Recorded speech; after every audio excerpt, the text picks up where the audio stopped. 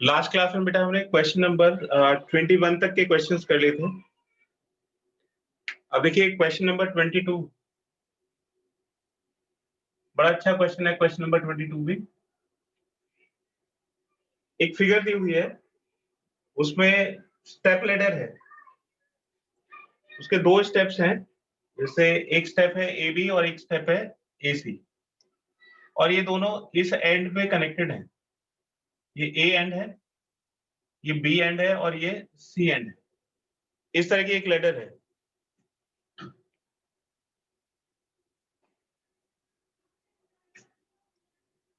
ये दोनों आपस में यहां से कनेक्टेड है, डी और ई से।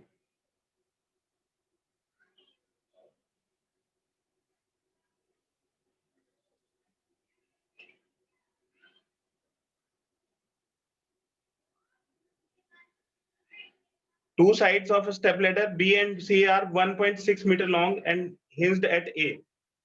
ये दोनों की लेंथ दे रखी है, ये 1.6 मीटर। AB की लेंथ भी 1.6 मीटर है और AC की लेंथ भी 1.6 मीटर। और ये दोनों A पे एक दूसरे से हिंज्ड हैं। A weight 40 kg suspended from a point F, tied halfway up.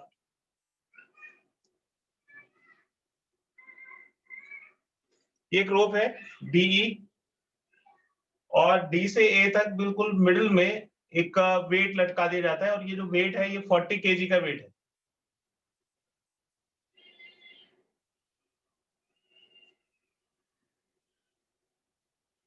1.2 metre from B along the ladder BA। यहां से 1.2 मीटर, तो ये इसका हाफ हो जाएगा 0.8, और फिर 0.4 इसका हाफ हो जाएगा। तो इससे इसकी जो लेंथ है वो 1.2 मीटर आ जाएगी बी एंड से।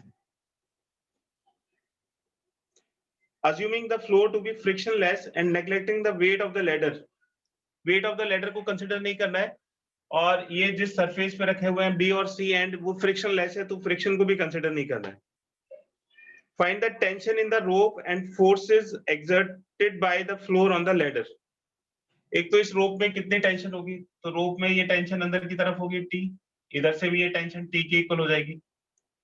और ये जो दोनों एंड्स हैं ये फ्लोर पे कितना रिएक्शन लगाएंगे, तो ये फ्लोर इसके ऊपर एक नॉर्मल रिएक्शन लगाएगा, इधर भी फ्लोर इसके ऊपर एक नॉर्मल रिएक्शन लगाएगा। इस रिएक्शन को NB सपोज कर लीजिए और इसको NC कंसिडर कर लीजिए। तो इसमें देखिए कि ये जैसे इसकी जो नेचर है फिसलने की, इस वाले एंड की इस तरफ होगी, इस तरफ होगी, मतलब ये इस वाले पॉइंट के अबाउट इस तरह से रोटेट करेगा, ये इस पॉइंट के अबाउट इस तरह से रोटेट करेगा। तो हम इसके अबाउट टॉर्क बैलेंस की इक्वेशन बनाएंगे, ठीक है। तो ये जो हिंज्ड है ए पॉइंट पे, तो ए को हमने एक फिक्स पॉइंट कंसिडर कर लिया, और इसके अबाउट रोटेशन, तो इसका रोटेशन देखेंगे और इसका रोटेशन देखेंगे। तो इसके रोटेशन के लिए कौन कौन रिस्पॉन्सिबल है, देखिए इस वाले आर्म को देखिए पहले, for rotational motion of AB।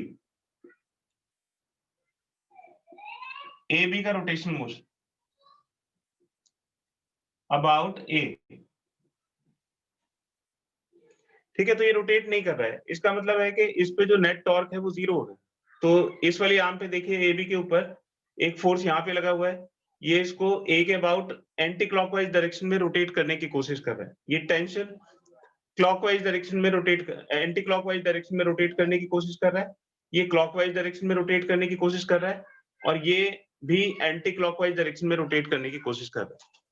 तो ये जो AB एंड है इसके ऊपर 3 फोर्सेस लगे हुए हैं, और ये इसको रोटेट करने की कोशिश कर रहा है। यानी कि कुछ फोर्सेस इसमें एंटी क्लॉकवाइज डायरेक्शन में टॉर्क लगाएंगे, कुछ क्लॉकवाइज डायरेक्शन में। अब क्योंकि ये रोटेट नहीं हो रहा है, रेस्ट पे है, तो इसका मतलब है कि इसके एंटी क्लॉकवाइज टॉर्क और क्लॉकवाइज टॉर्क एक दूसरे को बैलेंस कर लेंगे, यानी दोनों के एक दूसरे के इक्वल होंगे। अब इस एंड पे आइए, इस पे भी 2 फोर्स लगे हुए हैं। एक तो ई एंड पे टेंशन का फोर्स लगा हुआ है, जो कि इस आर्म को एंटी क्लॉकवाइज रोटेशन प्रोवाइड करेगा, और इस पे ये जो नॉर्मल रिएक्शन है ये इस वाले एंड को एंटी क्लॉकवाइज रोटेशन, ठीक है, ये इस तरफ मूव करने की कोशिश करेगा, ये इस तरफ मूव करने की कोशिश करेगा, ठीक है। तो ये 2 इक्वेशंस हमारे पास है, मतलब इसके टॉर्क बैलेंस की इक्वेशन बनाएंगे, इसके टॉर्क बैलेंस की इक्वेशन बनाएंगे। तो ये कैसे करेगा, क्लॉकवाइज रोटेशन, ये कैसे करेगा, एंटी क्लॉकवाइज रोटेशन, तो इसका टॉर्क इसके टॉर्क को बैलेंस कर देगा। तो इन सारी इक्वेशंस को सॉल्व करके हमें फिर क्या निकालना है, टी की वैल्यू कैलकुलेट करनी है और एनबी और एनसी की वैल्यू कैलकुलेट करनी है। मोशन इसमें किसी भी तरह का नहीं है, तो मोशन इसमें किसी भी तरह का नहीं है, ना इसमें ट्रांसलेटरी मोशन है, ना इसमें रोटेशनल मोशन। ठीक है, तो पहले हम ट्रांसलेटरी मोशन की इक्वेशन बनाते हैं।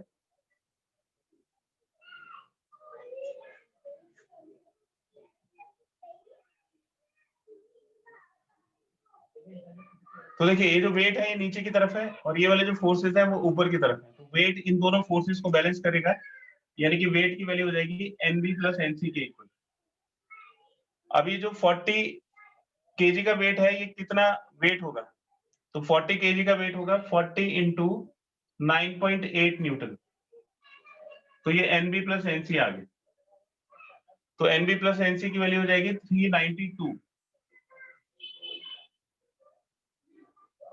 ये हमारे पास फर्स्ट इक्वेशन बन गई, NB plus NC is equal to 392। अब इसकी इक्वेशन बनाते हैं, rotational motion of AC, torque balance की इक्वेशन बनाएंगे ए के अबाउट, तो anti clockwise torque is equal to clockwise torque.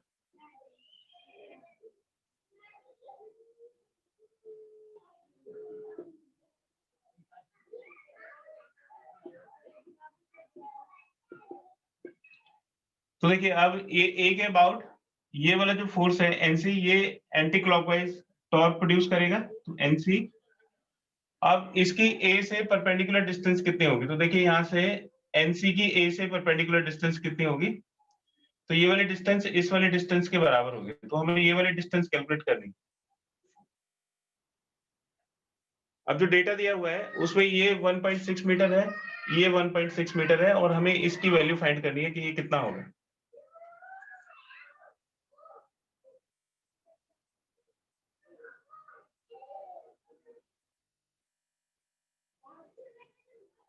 एक और डेटा दिया हुआ है कि ये जो है ये 1.2 मीटर, मतलब इससे ये 1.2 मीटर के इक्वल है, तो अब हमें इसकी वैल्यू कैलकुलेट करनी है कि इसकी वैल्यू कितनी होगी।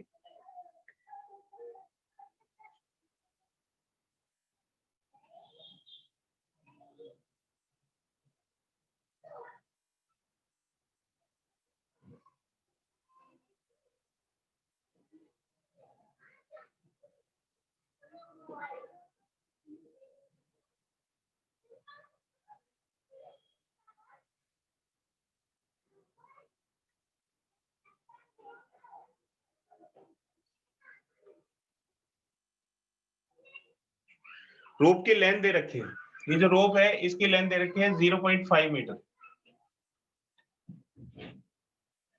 अब देखिए, ये मिड पॉइंट है, ये मिड पॉइंट है, तो मिड पॉइंट थ्योरम लगाओगे तो ये अगर 0.5 मीटर है तो ये टोटल जो है ये 1 मीटर हो जाएगा, और इसके आधी जो लेंथ है ये 0.5 मीटर हो जाएगी। तो इसका मतलब ये जो पॉइंट ऑफ रोटेशन है उससे एनसी की परपेंडिकुलर डिस्टेंस 0.5 मीटर के इक्वल हो जाएगी, तो ये हो जाएगा NC into 0.5 is equal to. अब इसका क्लॉकवाइज टॉर्क निकालें, ये जो टेंशन है ये इससे कितनी डिस्टेंस पे होगी, तो हमें ये वाली डिस्टेंस कैलकुलेट करनी पड़ेगी।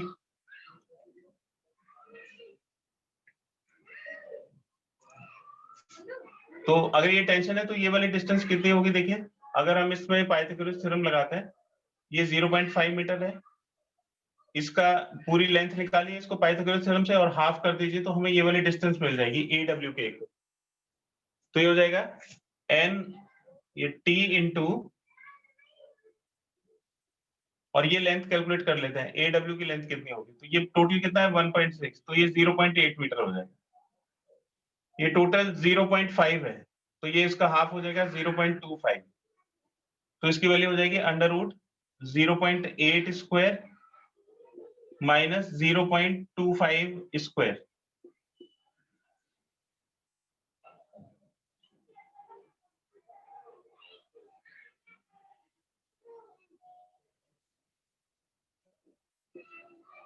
तो 0.8 स्क्वायर हो जाएगा 0.64, और ये हो जाएगा 25 का 625, तो 0.625। दो प्लेस है, स्क्वायर करेंगे तो 4 प्लेस हो जाएंगे, और ये t into under root 10 minus 5 5 हो जाएगा, फिर 9 माइनस 2 7 हो जाएगा, फिर यहाँ पे 3, तो 13 माइनस 6 7, और ये 6, तो 0.6775।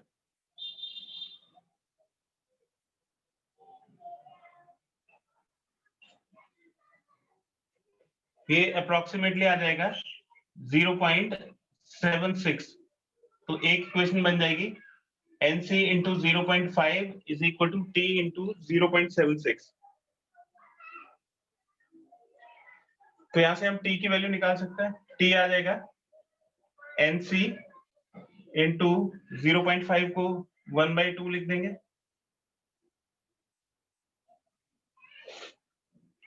और ये 0.76।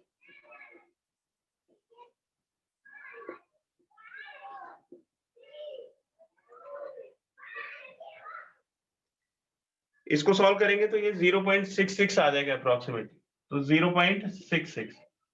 तो T की वैल्यू NC के टर्म्स में आ गई। ये हो गई इक्वेशन नंबर 2। इसी तरह से फिर हम इसकी बैलेंस करेंगे, टॉर्क बैलेंस इक्वेशन लगाएंगे AB के लिए। Rotation about A for AB। तो AB के लिए टॉर्क बैलेंस की इक्वेशन, एंटी क्लॉकवाइज टॉर्क को क्लॉकवाइज टॉर्क के इक्वल रखेंगे। Anti clockwise torque about A is equal to clockwise torque about A। तो अब देखिए कि ये जैसे A पॉइंट है, तो A पॉइंट में किस किस की नेचर एंटी क्लॉकवाइज टॉर्क की है। तो देखो ये वाला जो है ये एंटी क्लॉकवाइज टॉर्क है, ये ऐसे नीचे जाएगा तो ये भी एंटी क्लॉकवाइज टॉर्क होगा। तो इन दोनों की जो नेचर है वो एंटी क्लॉकवाइज टॉर्क की है, और इसकी जो नेचर है वो क्लॉकवाइज टॉर्क की है। वैल्यूज डिस्टेंसेस हमने सब निकाल ली हैं। ये NB इसकी डिस्टेंस इससे 0.5 मीटर होगा, तो जो क्लॉकवाइज टॉर्क है वो हो जाएगा NB इंटू 0.5। ठीक है, फिर इसके देखिए जरा, इसकी तो यहां से ये बिल्कुल इसके हाफ में होगा, तो ये 0.25 और उसका हाफ हो जाएगा 0.125। तो ये W जो है ये हो जाएगा W इंटू ये वाले डिस्टेंस, और ये वाले डिस्टेंस 0.5 का हाफ 0.25 और 0.25 का हाफ 0.125। ठीक है, फिर इसका टेंशन का देखिए, ये वाले डिस्टेंस लेंगे A के अबाउट, तो ये वाली डिस्टेंस हमने ऑलरेडी कैलकुलेट करी हुई है। ये आई थी कितनी, जितना इस वाले टॉर्क के साथ ये डिस्टेंस आएगी उतनी इस वाले टॉर्क के साथ इस वाले टेंशन के साथ ये वाली डिस्टेंस आएगी, और ये डिस्टेंस आई थी 0.76। तो हो जाएगा T इंटू 0.76। ठीक है, ये थर्ड इक्वेशन बनी।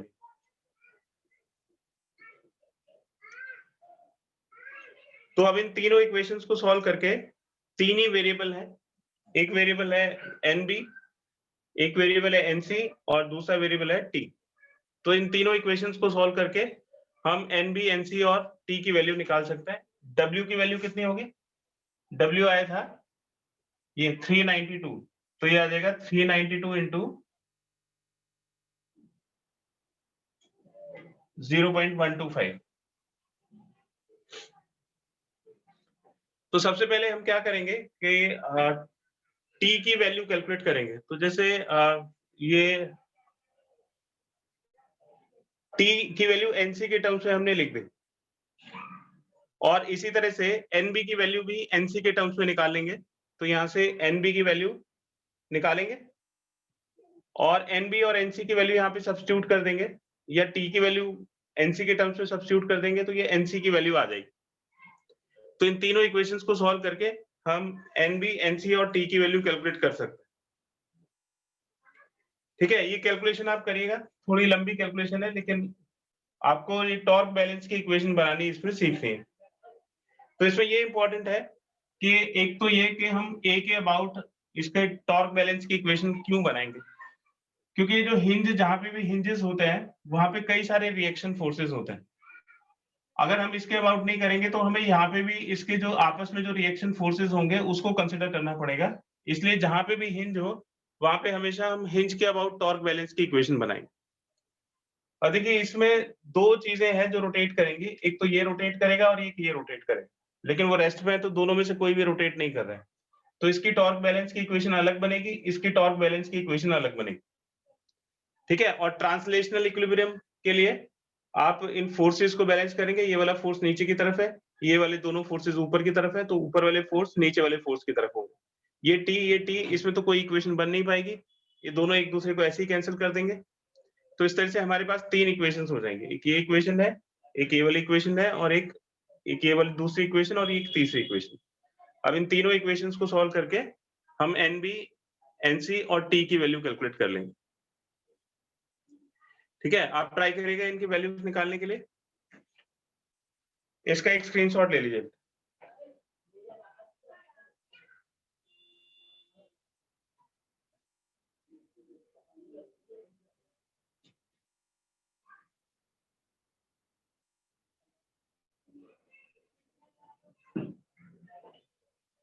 एक और आसान तरीका हो सकता है, जैसे एनबी प्लस एनसी की वैल्यू है हमारे पास, अगर हम इसको माइनस कर दें, जैसे टी की वैल्यू है ये, इसको 0.76 से मल्टीप्लाई करके माइनस कर दीजिए तो टी कैंसिल हो जाएगा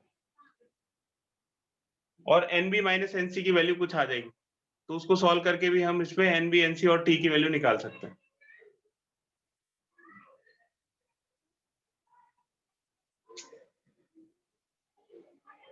बात है क्वेश्चन नंबर 23 पे।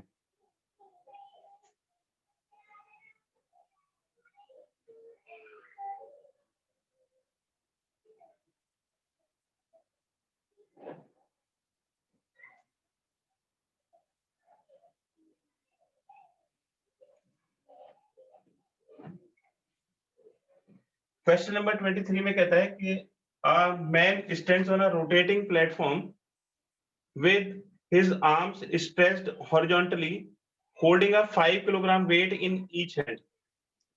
तो एक आदमी है, उसने अपनी जो आर्म्स है उनको ऐसे स्ट्रेच करा हुआ है और हर एक हैंड में उसका 5 किलोग्राम का वेट उसने पकड़ा हुआ है। ठीक है, तो इस तरह से उसने अपने दोनों हाथ खोले हुए हैं। The angular speed of the platform is 30 revolution per minute। तो इसकी जो एंगुलर स्पीड है वो 30 रिवोल्यूशन पर मिनट है, 30 आरपीएम इसकी एंगुलर स्पीड दे रखी। The man then brings his arms close to his body with distance of each weight from the axis changing from 90 centimeter to 20 centimeter। ये जैसे इसका axis है, तो इस एक्सिस से 90 सेंटीमीटर पहले डिस्टेंस थी हर एक वेट की, और बाद में इसने हैंड फोल्ड कर लिए, तो इसका जो डिस्टेंस है वो 20 सेंटीमीटर है। तो उसने जो वेट है 5 किलोग्राम का पकड़ा हुआ था, उसको 90 सेंटीमीटर से नजदीक वो 20 सेंटीमीटर तक लेके आ गया। ऐसे उसने अपने हैंड फोल्ड कर ली, इससे उसका मोमेंट ऑफ इनर्शिया वेट का कम हो जाएगा।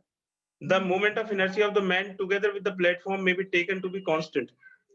आदमी का जो मोमेंट ऑफ इनर्शिया है आई एम, मैन का जो मोमेंट ऑफ इनर्शिया है प्लेटफॉर्म के साथ, उसको आप कांस्टेंट ले सकते हो, और उसकी वैल्यू दे रखी है 7.6 किलोग्राम मीटर स्क्वायर। तो कह रहा है कि नई एंगुलर स्पीड क्या होगी। तो देखिए इसमें जब वो अपने हाथों को नजदीक लेके आएगा तो उसमें कोई एक्सटर्नल फोर्स नहीं लग रहा है, एक्सटर्नल टॉर्क नहीं लग रहा है।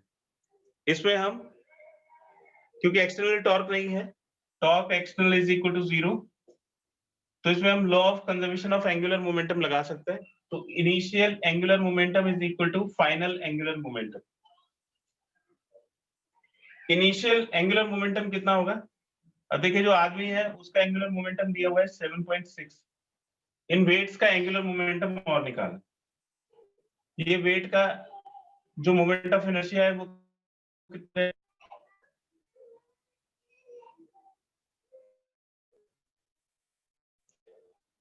तो वेट का मोमेंट ऑफ इनर्शिया हो जाएगा, ये सेंटीमीटर पे रखे हुए हैं, दो वेट है तो दो वेट हो जाएंगे 2 × 5 10 kg के, और डिस्टेंस है 90 सेंटीमीटर। 90 सेंटीमीटर का मतलब 0.9 और इसका स्क्वायर, ये तो मोमेंट ऑफ इनर्शिया हो गया। और इन सबकी जो एंगुलर स्पीड है वो ओमेगा 1 दी हुई, ओमेगा 1 यानी कि 30 आरपीएम।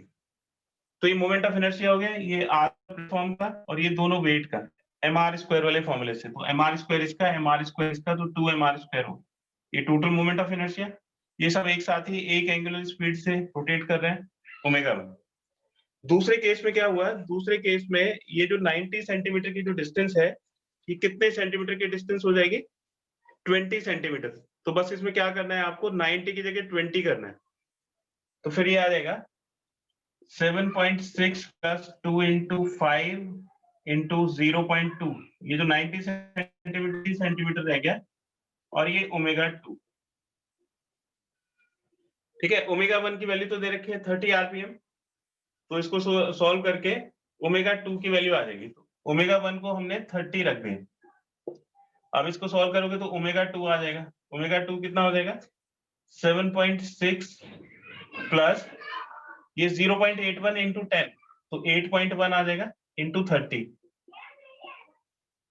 डिवाइडेड बाय 7.6, और ये 0.04 इंटू 10, तो 0.4 आ जाएगा, प्लस 0.4, ये ओमेगा की वैल्यू आ जाएगी।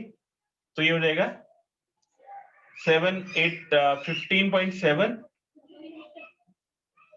इंटू 30 डिवाइडेड बाय 8, 2 से इसको डिवाइड करेंगे तो 4, ये 15। ठीक है, और इसको पूरा सॉल्व करेंगे, तो पूरा सॉल्व करने के बाद ये आ जाएगा 58.875। ठीक है, इसको अप्रोक्सीमेटली हम लिख देंगे 59 आरपीएम।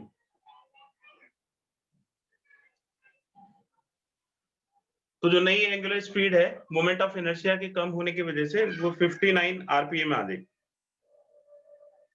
तो इसके दूसरे पार्ट में पूछा है कि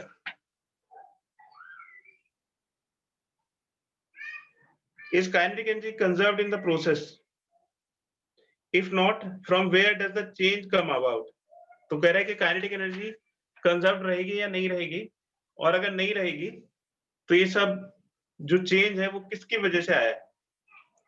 ठीक है, तो रेशियो निकाल लेते हैं इनिशियल काइनेटिक एनर्जी और फाइनल काइनेटिक एनर्जी का, और चेक करते हैं। तो ये हो जाएगा half I2 omega 2 square, half I omega square formula होता है, और ये हाफ I1 ओमेगा 1 स्क्वायर, ये हाफ से हाफ कैंसिल हो जाएगा।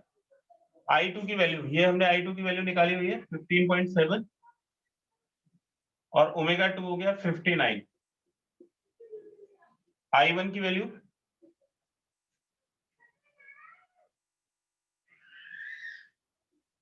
नहीं, ये इसकी वैल्यू आई थी 8।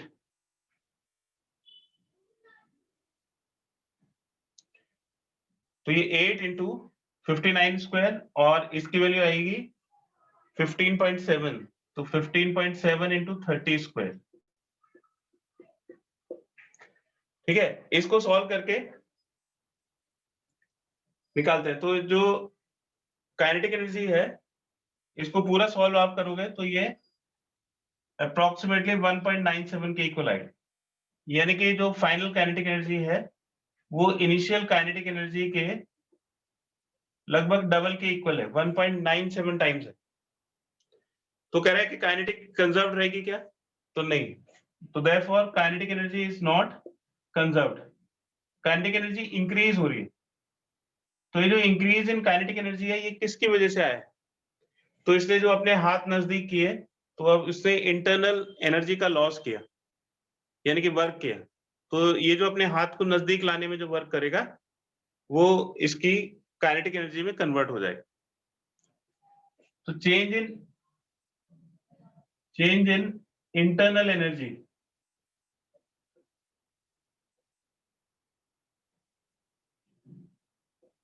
is responsible for change in kinetic energy। तो काइनेटिक एनर्जी में जो चेंज है उसके लिए कौन रिस्पॉन्सिबल है, इंटरनल एनर्जी का चेंज रिस्पॉन्सिबल है।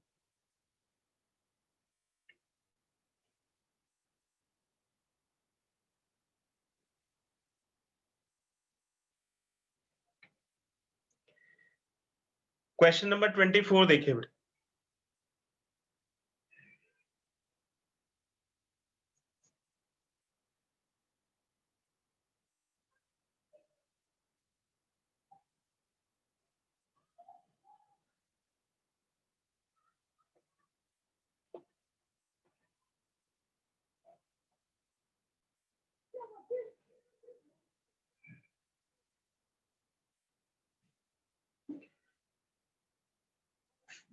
क्वेश्चन नंबर 24 है, a bullet of mass 10 gram and speed 500 meter per second is fired into a door and gets embedded exactly at the center of the door.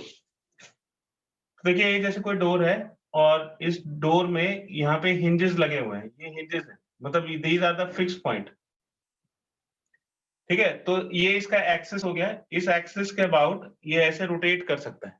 तो इसके centre में एक bullet embed करके, मतलब इसमें एक बुलेट लगी, तो जब ये बुलेट लगेगी इसके अंदर, तो इसको एक एंगुलर मोमेंटम मिलेगा, उसकी वजह से इसके अंदर एंगुलर स्पीड आएगी।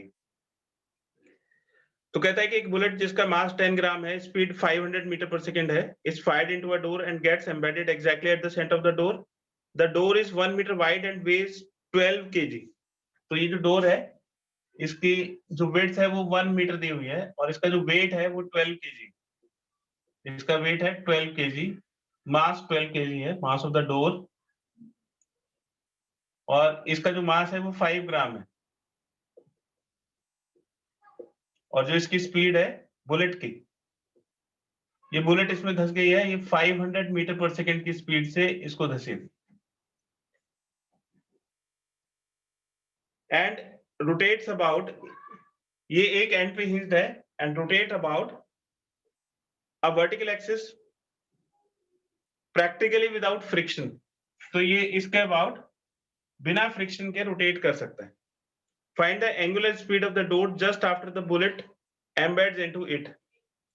तो देखिए इस पिक्चर में दो चीजें हैं, एक तो बुलेट है और एक ये ब्लॉक है या ये डोर है। तो जैसे ही बुलेट इसके अंदर एंटर करेगी तो इसमें कोई एक्सटर्नल टॉर्क नहीं है, जो सिस्टम है बुलेट का और डोर का, बस वही दोनों एक दूसरे के साथ हैं, तो दोनों एक दूसरे के ऊपर फोर्स लगा रहे हैं, लेकिन कोई एक्सटर्नल फोर्स नहीं है ना। तो बुलेट इसमें धसी है, बुलेट ही इसके ऊपर फोर्स लगा रही है, ये भी बुलेट के ऊपर फोर्स लगाएगा, ठीक है।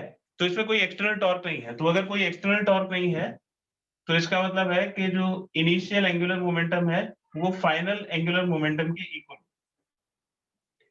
तो देखिए जो डोर था वो तो रोटेट कर नहीं रहा था, तो डोर में तो कोई एंगुलर मोमेंटम नहीं था, और ये जो बुलेट था, बुलेट की जो मोमेंटम था वो p यानी कि m इंटू बी, और इससे इसकी डिस्टेंस, ये क्योंकि जस्ट मिडिल में है तो हाफ मीटर पे होगा, तो ये mv इंटू r हो गया हाफ मीटर।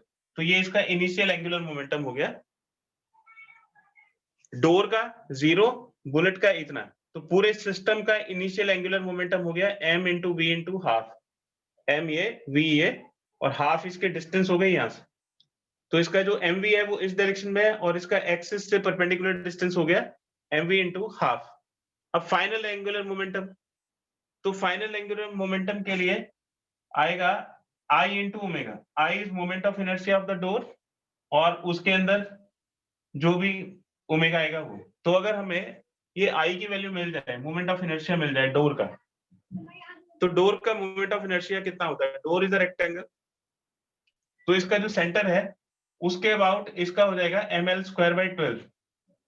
ये हमने पहले ही निकाला हुआ है कि डोर का ml स्क्वायर बाई 12 होता है, और ये जो टेंजेंट है इसके अबाउट ml स्क्वायर बाई 3 होता है। तो जो I है इसका हो जाएगा m l मतलब 1 metre l square by 3 into omega. अब इसमें वैल्यूज डाल दीजिए, ये स्मॉल m, तो ये ध्यान रखिएगा कि जो डोर रेक्टेंगल का ml स्क्वायर बाई 12 होगा, ठीक है, इसके अबाउट, तो आप इसको एक रॉड की तरह कंसिडर कर सकते हैं। तो ये जो रॉड है इसका ml स्क्वायर बाई 12 और इसके अबाउट ml स्क्वायर बाई 3 होगा। क्वेश्चन में हिंट दिया हुआ है कि आपको इसके वन एंड के अबाउट ml स्क्वायर बाई 3 लेना है, और ये m की वैल्यू कितनी होगी? 5 ग्राम, यानी कि 5/1000, वेलोसिटी 500 हो गई इंटू 1/2, ये इससे कैंसिल हो जाएगा 10 टाइम्स, तो ये हो जाएगा 1/4 इज इक्वल टू m की वैल्यू 12 kg हो जाएगी, 12 इंटू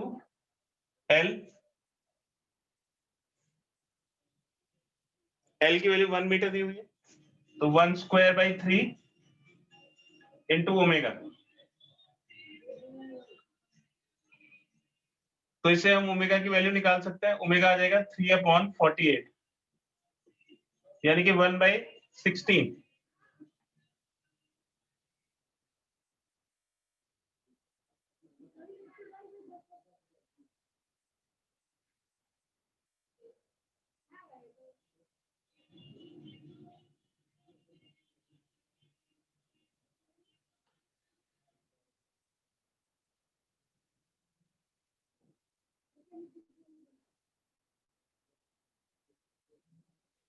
ये थोड़ी कैलकुलेशन मिस्टेक हो गई, 500 से इसको डिवाइड करेंगे तो 2 आएगा, तो ये 5/4 हो जाएगा।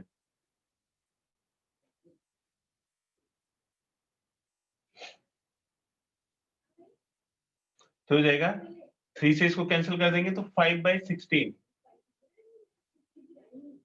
आरपीएम, रेडियन पर सेकेंड, आरपीएस। तो ये ओमेगा की वैल्यू आ गई।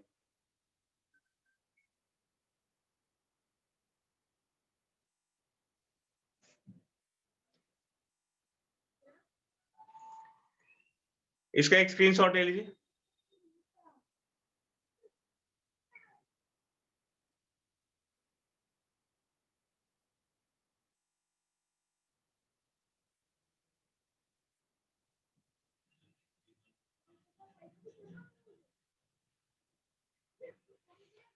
अब इसी कॉन्सेप्ट को एक दूसरे क्वेश्चन में देखिए, इसके जो आगे वाला क्वेश्चन है वो भी इसी तरह का क्वेश्चन है।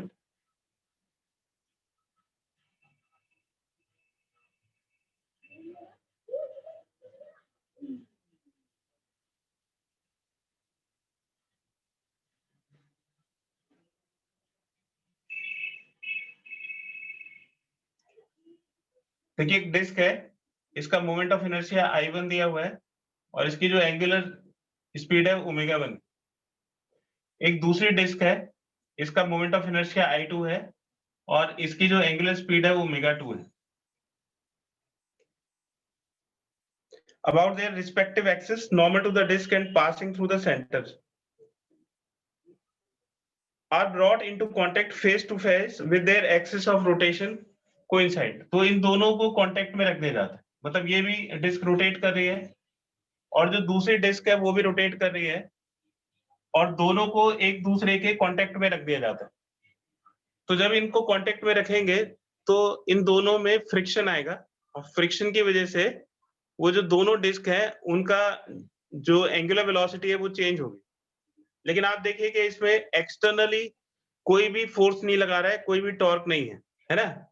तो फॉर टू डिस्क सिस्टम, तो ये जो दो डिस्क है इस सिस्टम के लिए, फॉर टू डिस्क सिस्टम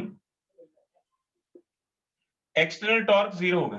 तो अगर एक्सटर्नल टॉर्क 0 होगा तो initial angular momentum final angular momentum के इक्वल होगा।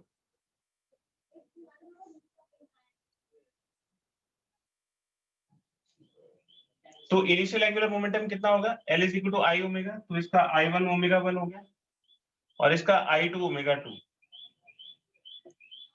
जब दोनों को एक दूसरे के कांटेक्ट में रख देंगे तो दोनों का जो फाइनल मोमेंट ऑफ इनर्शिया है वो I1 प्लस I2 के इक्वल हो जाएगा। ठीक है, तो ये सिस्टम हो गया, टोटल दोनों डिस्क एक साथ हो गए और इन दोनों डिस्क का जो कंबाइंड एंगुलर स्पीड है उसको हमने ओमेगा कंसिडर कर लिया, तो ये ओमेगा आ गया। ठीक है, तो इन दोनों की जो कॉमन एंगुलर वेलोसिटी है, जब ये दोनों एक दूसरे के कांटेक्ट में आ जाएंगे तो एक कॉमन एंगुलर वेलोसिटी के साथ दोनों रोटेट करेंगे और इसकी कॉमन एंगुलर वेलोसिटी है उसकी वैल्यू होगी ω2 divided by I1 plus I2। ठीक है, तो ये कॉमन एंगुलर वेलोसिटी आ जाएगी। तो उसने पूछा है कि what is the speed of the two disc system. तो ये जो टू डिस्क सिस्टम है इसकी, फिर उसके बाद पूछा है show that the kinetic energy of the combined system is less than sum of the initial kinetic energies of the two disk। तो हमें ये प्रूव करना है कि इसकी जो काइनेटिक एनर्जी होगी, जो फाइनल काइनेटिक एनर्जी होगी, वो इन दोनों की काइनेटिक एनर्जी से कम है। तो हम क्या करते हैं कि पहले इन दोनों की काइनेटिक एनर्जी निकाल लेते हैं और इसकी काइनेटिक एनर्जी से माइनस करते हैं, तो डेल्टा के की वैल्यू निकाल। तो ये हो गया initial kinetic energy minus final kinetic energy. ठीक है, तो हमें इन दोनों का डिफरेंस निकालना है ना। तो के आई में से के एफ को माइनस कर दिया। उन्होंने कहा है कि भाई पहले वाली काइनेटिक एनर्जी बाद वाली काइनेटिक एनर्जी से ज्यादा है, तो अगर ये पॉजिटिव आता है तब तो initial kinetic energy final kinetic energy से ज्यादा होगी। तो हमने डेल्टा के को ये कंसिडर कर लिया है कि ये के आई माइनस के एफ के इक्वल है। अब हमें इसको पॉजिटिव प्रूव करना है। तो जो इनिशियल काइनेटिक एनर्जी है दोनों डिस्क की, वो कितनी हो जाएगी? हाफ आई ओमेगा स्क्वायर, तो I one omega one square हो जाएगा, और ये half I two omega two square हो जाएगा। और जो फाइनल काइनेटिक एनर्जी है वो कितनी हो जाएगी? हाफ आई फाइनल यानी कि आई one plus I two into omega square.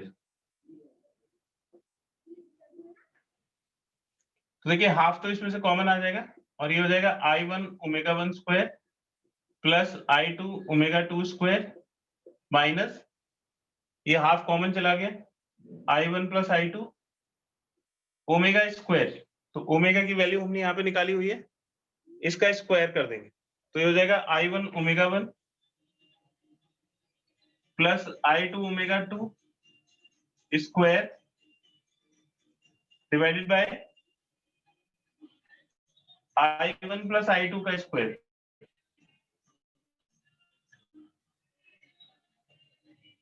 तो ये I one plus I two से इसकी एक पार कैंसिल हो जाएगी। तो इसको हम तब तक सॉल्व करेंगे जब तक हम ये श्योर नहीं हो जाएंगे कि ये वैल्यू पॉजिटिव आएगी। तो पहले आई वन को इनको दोनों के साथ मल्टीप्लाई करिए, तो I one square omega one square, फिर आई वन को इसके साथ मल्टीप्लाई करेंगे तो I one I two omega two square, फिर आई टू को इसके साथ मल्टीप्लाई करेंगे तो I one I two omega one square, फिर आई टू को इसके साथ मल्टीप्लाई करेंगे I two square omega two square, और फिर इसका होल स्क्वायर ओपन कर देंगे। तो इसका होल स्क्वायर ओपन करेंगे तो ये हो जाएगा I one omega one square minus I two square omega two square minus two I one I two omega one omega two. तो देखिए इसमें a plus B whole square का फॉर्मूला लगाएंगे, A square plus B square plus two A B, और minus से multiply करेंगे तो ये तीनों टर्म नेगेटिव हो जाएंगे। तो ये आई वन ओमेगा स्क्वायर ये कैंसिल हो गया, I two square omega two square cancel हो जाएगा, और अब इन सभी में से क्या चीज कॉमन आ जाएगी? I one I two common आ जाएगा। तो ये हो जाएगा ओमेगा टू स्क्वायर, ये ओमेगा स्क्वायर, और ये हो जाएगा two omega one into omega two. तो इसकी वैल्यू हो जाएगी half I one I two, और ये omega two minus omega one का होल स्क्वायर। अब देखो मोमेंट ऑफ इनर्शिया कभी भी नेगेटिव नहीं हो सकता, और ये होल स्क्वायर है तो ये भी नेगेटिव नहीं हो सकता। तो इसका मतलब ये कैसा रहेगा? This is greater than zero. तो अगर के आई माइनस के एफ ग्रेटर देन जीरो हो गया तो इसका मतलब हो गया के आई इज ग्रेटर देन के एफ, यानी कि के एफ इज लेस देन के आई। तो जो फाइनल काइनेटिक एनर्जी है वो इनिशियल काइनेटिक एनर्जी से कम है। इसका मतलब है कि इसमें काइनेटिक एनर्जी का लॉस होगा। तो therefore there is a loss of kinetic energy, है ना। अब उसने ये पूछा है कि ये लॉस ऑफ काइनेटिक एनर्जी किस वजह से है? तो there is a loss of kinetic energy due to work done against friction. तो जब दोनों डिस्क आपस में एक दूसरे के साथ कंबाइन हो जाएंगे तो उनमें फ्रिक्शन होगा और उसकी वजह से लॉस ऑफ काइनेटिक एनर्जी होगा।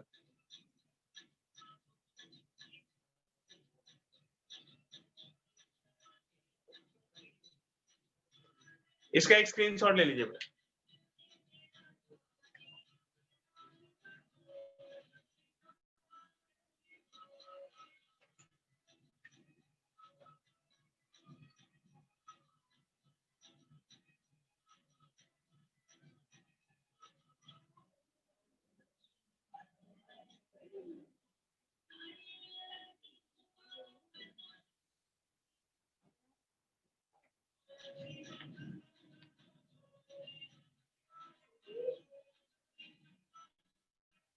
आज बेटा पड़ोस में एक शादी है जिसकी वजह से बड़ा शोर हो रहा है, तो थोड़ा सा मैनेज कर लीजिएगा। Class next start. Okay sir. अब देखिए क्वेश्चन नंबर 28। क्वेश्चन नंबर 27 जो है, क्वेश्चन नंबर 27 डेरिवेशन है जो हम ऑलरेडी कर चुके हैं। इंक्लाइंड प्लेन पे अगर कोई ऑब्जेक्ट रोल करता हुआ बिल्कुल बॉटम तक आता है तो उसका स्पीड कितना होगा, एक्सेलरेशन कितना होगा, वो हम ऑलरेडी डेरिवेशन कर चुके हैं, आप उसको रिवाइज कर लीजिएगा। रोलिंग मोशन के ऊपर एक क्वेश्चन है, क्वेश्चन नंबर 28।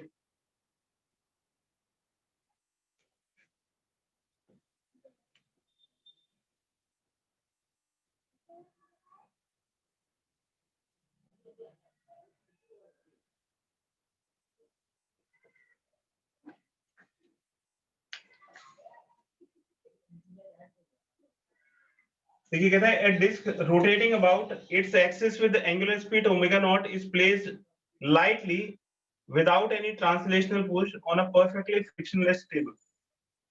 तो देखिए ये एक फ्रिक्शनलेस टेबल है, फ्रिक्शन 0 है, और एक डिस्क है उसको बड़े लाइटली इसके ऊपर रख दिया जाता है और इसकी एंगुलर स्पीड दे रखी है omega naught. The radius of the disk is r। Radius of the disk r है। What are the linear velocities of the points A, B and C? ये इसका सेंटर है, इसके ऊपर ये A पॉइंट दिया हुआ है, ये B पॉइंट दिया हुआ है।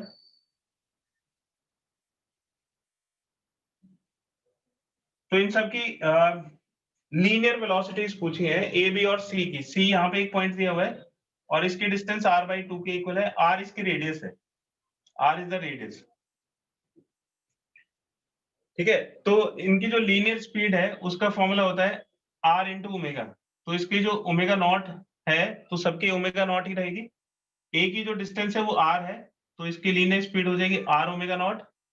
और किस तरफ हो जाएगी, जिस तरफ ये व्हील आगे की तरफ, क्योंकि व्हील ऐसे रोटेट कर रहा है तो ये पॉइंट भी इस तरह से रोटेट करेगा, तो इसकी जो एंगुलर वेलोसिटी है वो टेंजेंशियल होगी। ठीक है, तो लेफ्ट टू राइट होगी, लेफ्ट टू राइट डायरेक्शन में।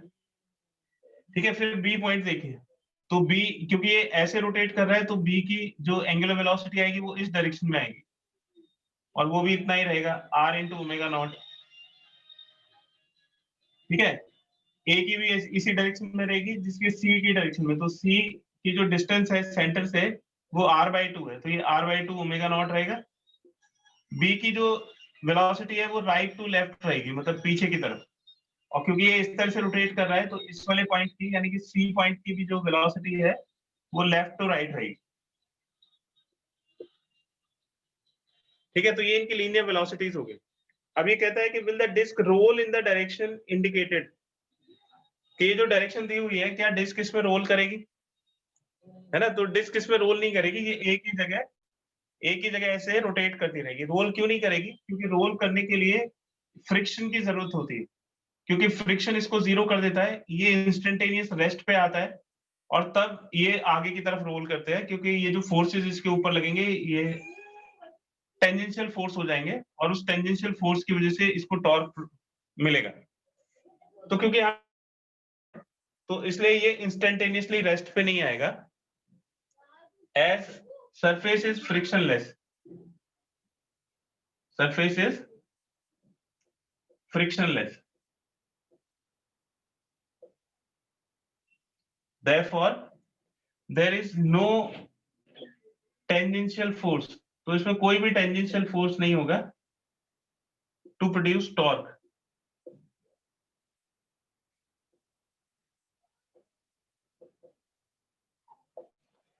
ठीक है, तो बिना फ्रिक्शन के रोलिंग पॉसिबल नहीं है।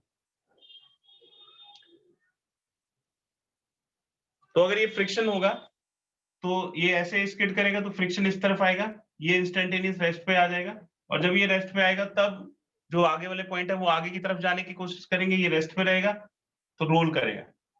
तो जब तक फ्रिक्शन नहीं आएगा तब तक रोल नहीं करेगा। और फ्रिक्शन क्यों नहीं आएगा, क्योंकि यहाँ पे फ्रिक्शनलेस सरफेस है। दूसरा क्वेश्चन भी बिल्कुल इसी के ऊपर पूछा गया है, explain why friction is necessary to make the disc given in previous question, roll in the direction indicated. Give the direction of frictional force at B. तो पहले तो उसने पूछा है कि भाई फ्रिक्शन फोर्स क्यों रिक्वायर्ड है, तो फ्रिक्शन फोर्स इसीलिए रिक्वायर्ड है क्योंकि फ्रिक्शन टॉर्क प्रोड्यूस करेगा और तभी इसमें रोटेशनल मोशन पॉसिबल हो सकता है।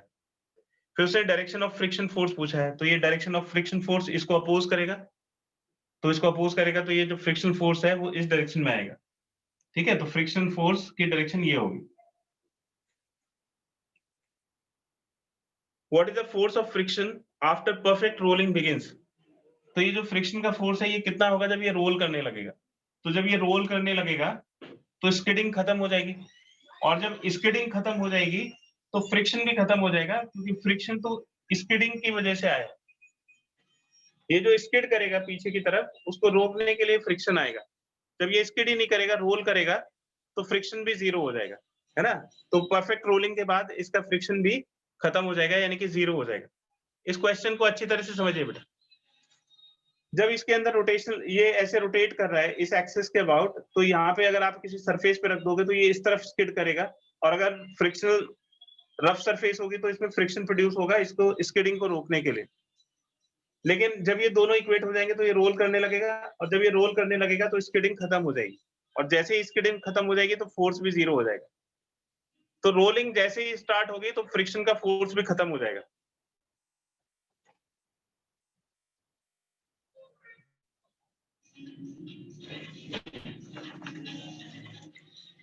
ठीक है बेटा, बाकी के जो आगे के क्वेश्चन है वो रोलिंग मोशन के ऊपर है, इसी तरह के क्वेश्चंस हैं, वो आप कर लीजिएगा। नेक्स्ट क्लास में फिर नेक्स्ट चैप्टर स्टार्ट करते हैं।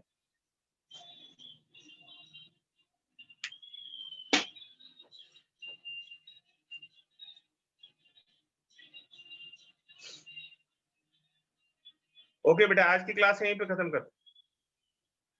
Thank you sir. Okay, thank you sir.